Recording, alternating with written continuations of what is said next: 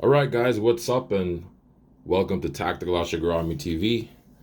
First off, pardon the messy desk. You know, as you per usual, I'm always busy. I got a million stuff going on, and like it just literally gets. It's so much to keep up with sometimes here in Japan. It's awfully crazy.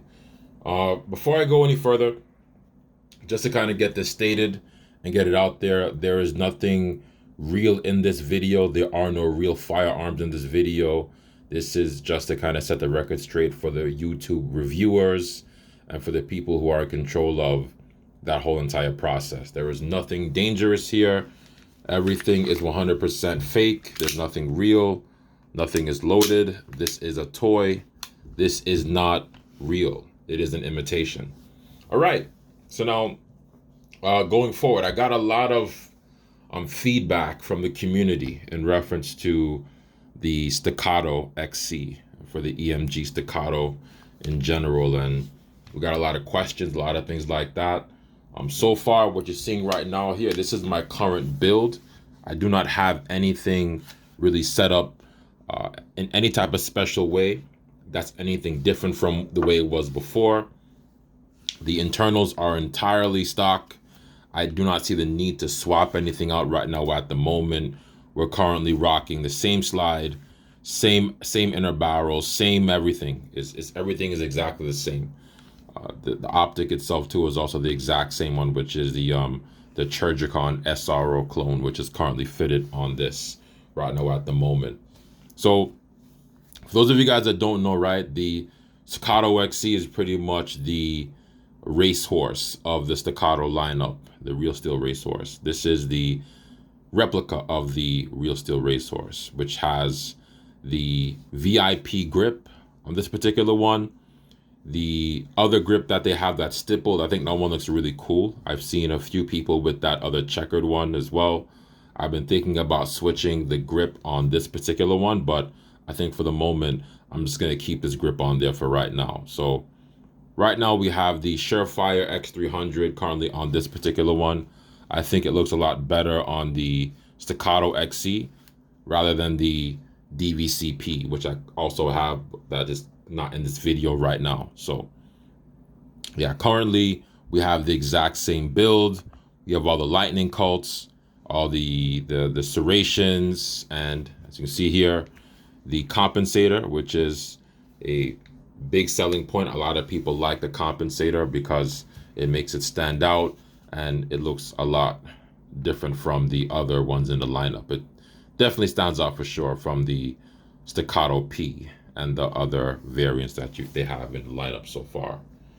The thing I like about this the most right now, because I am going to clean it and I need to get it ready for a game, which I don't think I'm going to be able to do today, but more than likely tomorrow in the evening. I've been focusing on posting a lot of videos for you guys and finishing a lot of games, which are currently not done. So at the moment, we're just kind of focused on right now, just getting those games out and also doing the reviews as well. So I'm currently working on the review for this one right now, as well as the Pit Viper and the Hellcat. But it's going to take some time. The DVCP2 as well. I have some footage, some training footage, and I think some race training footage as well, and some game footage, possibly. We'll see what happens. The thing I like about the Staccato XC for the most part is right now the magazine compatibility. So this is the stock magazine. As you can see, it's a little bit worn. For some reason, the quality of the paint on these guys isn't that good. I haven't ran it that much, and it's already starting to chip a little bit on the frame and on the slide, just a little, right? But it is what it is, you know. The whole thing is, as long as the parts last and the hammer doesn't break, I'm good. So that's all I can really ask for right now. So right now, I am going to strip it, and then I'm going to lube it, and that is going to be off camera, of course. It's not going to be on camera. And I'm going to get into a whole other topic connected to that in a second. But yeah, these magazines, for the most part, they seem to be okay. They've done really well in the weather so far indoors. When you warm them up, they're fine, and they pretty much work like traditional Tokyo Model high kappa magazines, just like any other high kappa. So it fits in pretty well.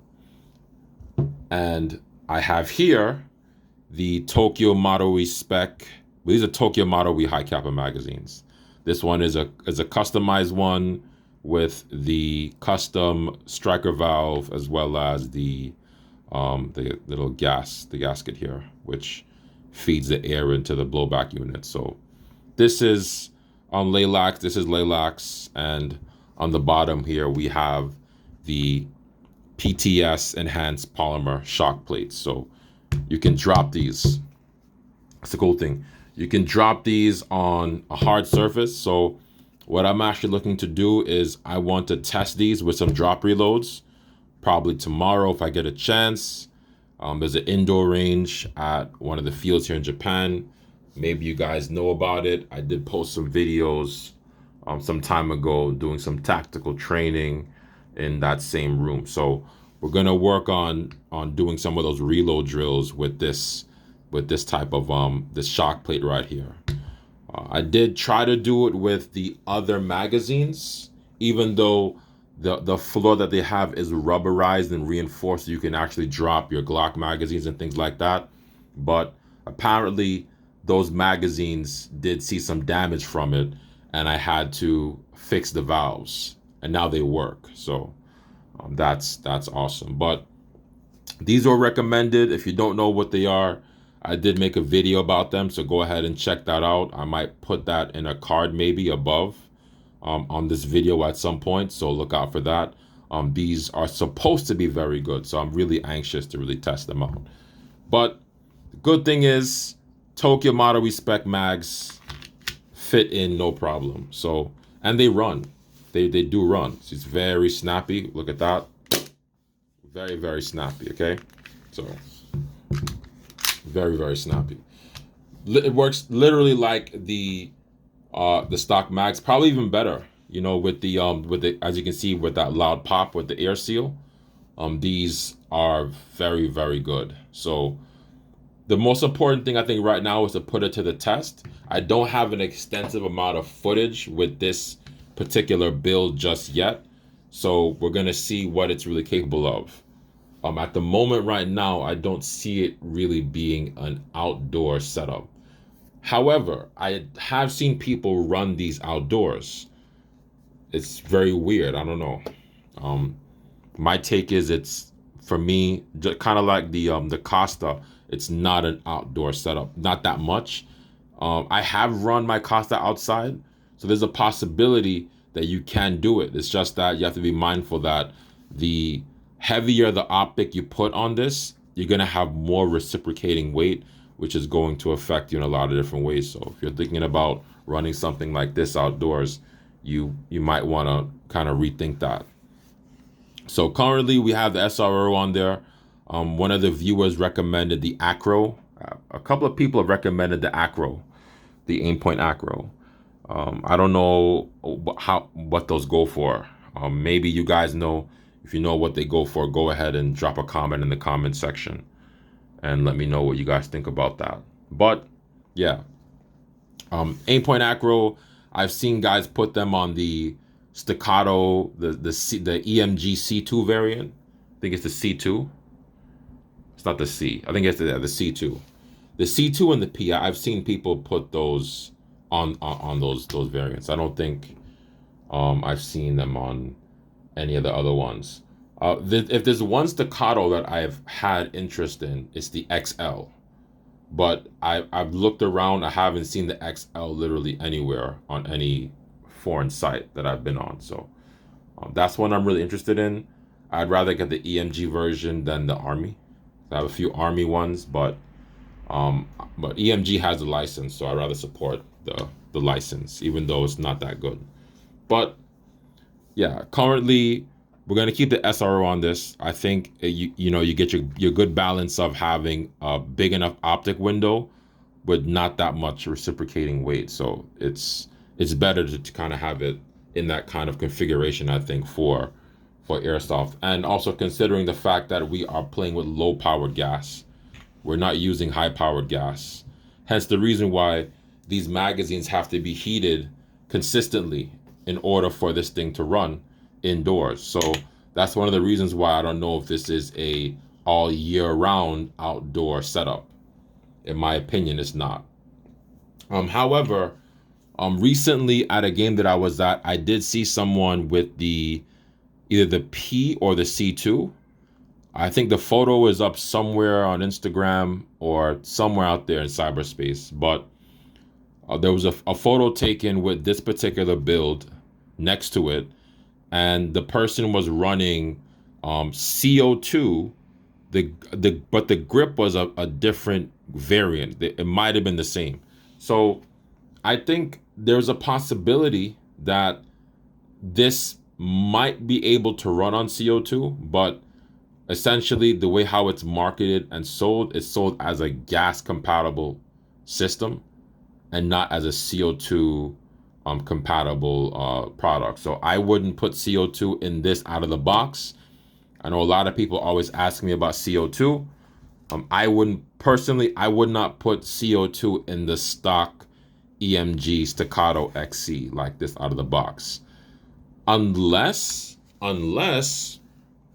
you get the full CNC version, which specifically lets you know that it's cross compatible between both gases. Now, if you're in that situation, if you're in that boat, that's a whole different thing.